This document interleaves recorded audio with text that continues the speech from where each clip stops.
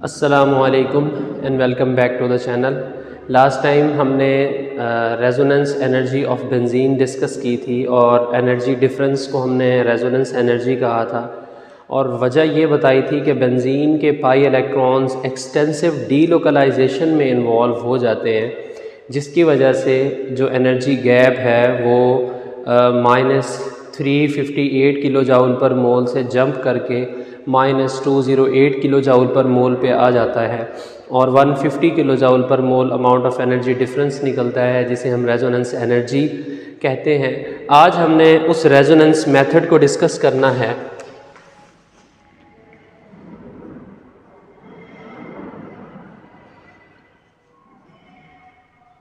पहले तो ये देख लेते हैं कि रेजोनेंस मेथड क्या चीज़ है। तो बड़ी आसान सी डेफिनेशन है कि possibility of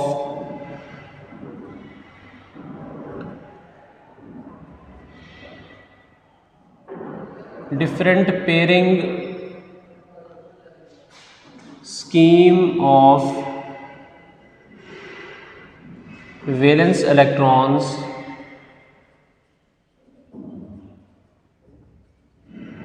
इसे हम रेजोनेंस कहते हैं या डीलोकलाइजेशन कहते हैं। अब एक और बात भी यहाँ पर देख लें कि जो नंबर ऑफ रेजोनेंस स्ट्रक्चर्स हैं they are directly proportional to stability of compound. हमने पढ़ा कि जी नंबर ऑफ रेजोनेंस स्ट्रक्चर्स जो हैं उनका ताल्लुक स्टेबिलिटी से है। जितना ज़्यादा रेजोनेंस स्ट्रक्चर्स होंगे स्टेबिलिटी ऑफ कंपाउंड उतना ज़्यादा होगी। इसकी क्या वजह है, क्यों स्टेबिलिटी ऑफ कंपाउंड का ताल्लुक रेजोनेंस स्ट्रक्चर से है?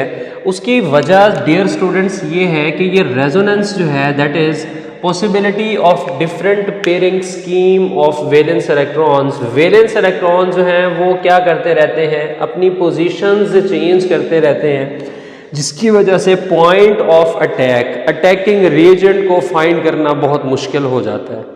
जैसे अगर हम स्ट्रक्चर ऑफ बेंजीन की बात करें तो बेंजीन के जो है वो 5 रेजोनेंस स्ट्रक्चर्स हैं।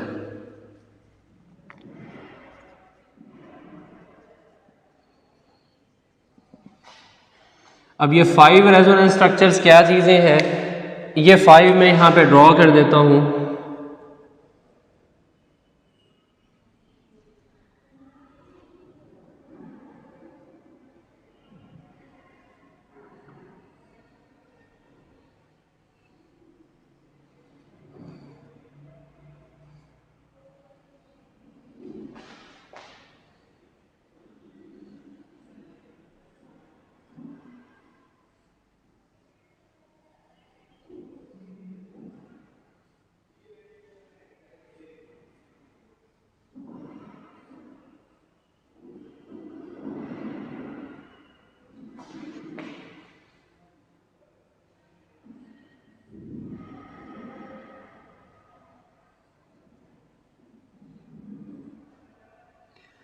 अब देखिएगा ज़रा कि मैंने कहा कि पाई इलेक्ट्रॉन्स जो हैं वो अपनी पोजीशन चेंज करते रहते हैं। पहले इस जगह पर थे, फिर यहाँ पर पहुँचे, फिर इनकी स्कीम चेंज हो गई, एक पाई बॉन्ड दरमियान में आ गया, एक यहाँ पर और एक यहाँ पर।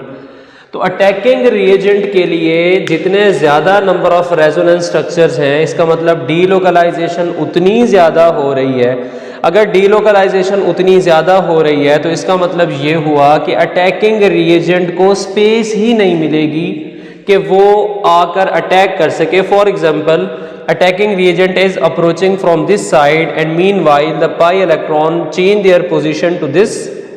वो यहाँ से अप्रोच करने की कोशिश करेगा, वो अपनी पोजीशन वापस रिवर्स। तो इस तरह से स्टेबिलिटी ऑफ कंपाउंड जो है वो कंपाउंड और भी ज़्यादा स्टेबल हो जाता है। अब इन 5 स्ट्रक्चर्स में से ये जो पहले 2 हैं ये कंट्रीब्यूशन किसकी है? This is basically Kekulé structures. ये जी पेश किए गए थे कैक्यूल की जानिब से और ये वाले जो कंपाउंड्स हैं, ये स्ट्रक्चर्स जो थे, ये एक साइंटिस्ट था डेबर, ये उसने पेश किए थे।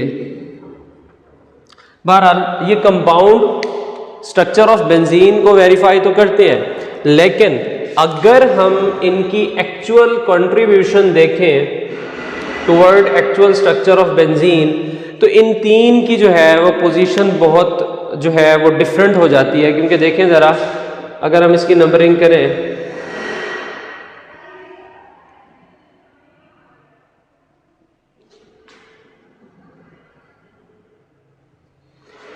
तो 2, 3, 6, 5 ये वाले बॉन्ड्स तो बॉन्ड लेंथ इनकी बहुत नॉर्मल सी है, लेकिन बॉन्ड 1, 4 जो है ये थर्मोडायनामिकली पॉसिबल नहीं है क्योंकि बॉन्ड लेंथ बहुत ज़्यादा है।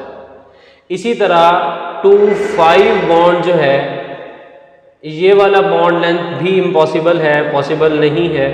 इसी तरह 6, 3 ये वाली बॉन्ड लेंथ जो है ये पॉसिबल नहीं है। जिस बुनियाद पर हम क्या कहते हैं, हम कहते हैं कि जो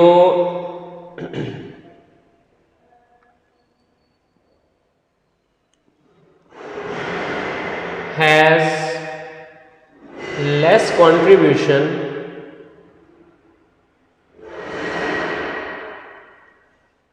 towards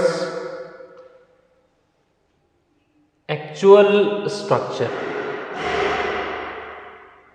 उनकी वजह यह है कि इसके स्ट्रक्चर्स में 3 बॉन्ड्स ऐसे हैं जो कि जिनकी बॉन्ड लेंथ नॉर्मल से ज़्यादा होती है और वो पॉसिबल नहीं होते, तो एक्चुअल स्ट्रक्चर की जानिब इनकी कंट्रीब्यूशन जो है वो कम है, जबकि जो कैकूल स्ट्रक्चर है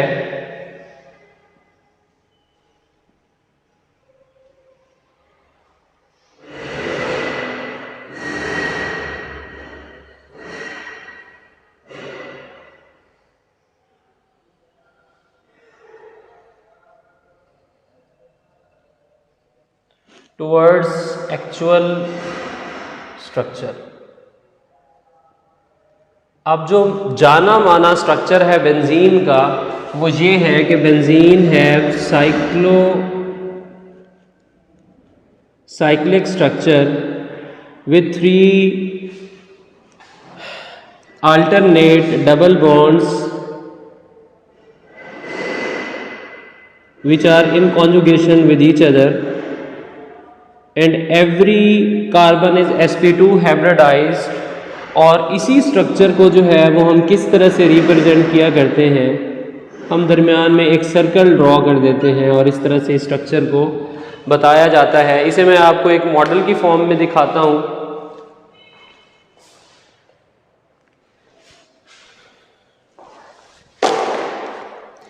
ये हमारे पास बेंजीन का मॉडल है। अब इस बेंजीन के मॉडल को ज़रा गौर से देखिए तो आपको 6 के 6 कार्बन के जो एटम्स हैं वो एक ही प्लेन में नज़र आते हैं, एक ही पेज पर नज़र आते हैं। ना सिर्फ कार्बन के एटम्स एक ही प्लेन में हैं, जब जो हाइड्रोजन है वो भी बिल्कुल एक ही प्लेन में है। इसे ज़रा इस तरह करके देख लेते हैं।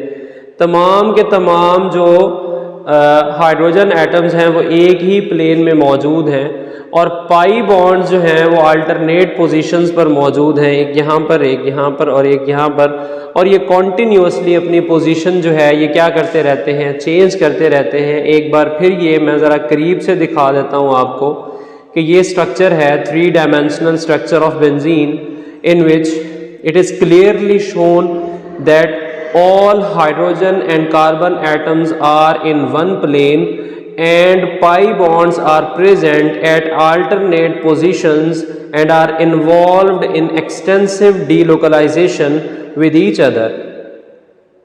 तो ये स्ट्रक्चर हमारे पास बेंजीन का मौजूद है जिसे हमने क्लियरली एक्सप्लेन कर दिया।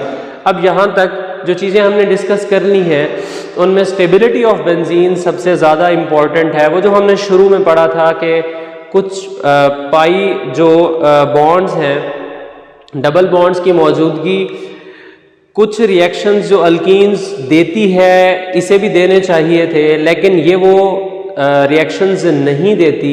वो बात हमें अब समझ आई है कि किस वजह से ये रिएक्शंस नहीं देती। अल्कीन के जो बॉन्ड्स हैं वो डीलोकलाइजेशन में इन्वॉल्व हो भी सकते हैं, नहीं भी हो सकते। अगर हो जाते हैं तो अल्कीन्स में स्टेबिलिटी आती है, लेकिन इतनी ज़्यादा स्टेबिलिटी नहीं होती जितनी बेंजीन के अंदर मौजूद होती है। तो यहाँ तक अगर किसी भी स्टूडेंट का कोई क्वेश्चन है कमेंट बॉक्स में पूछ सकते हैं, व्हाट्सएप नंबर पे पूछ सकते हैं। मिलते हैं नेक्स्ट लेक्चर में, तब तक के लिए अल्लाह हाफ़िज़।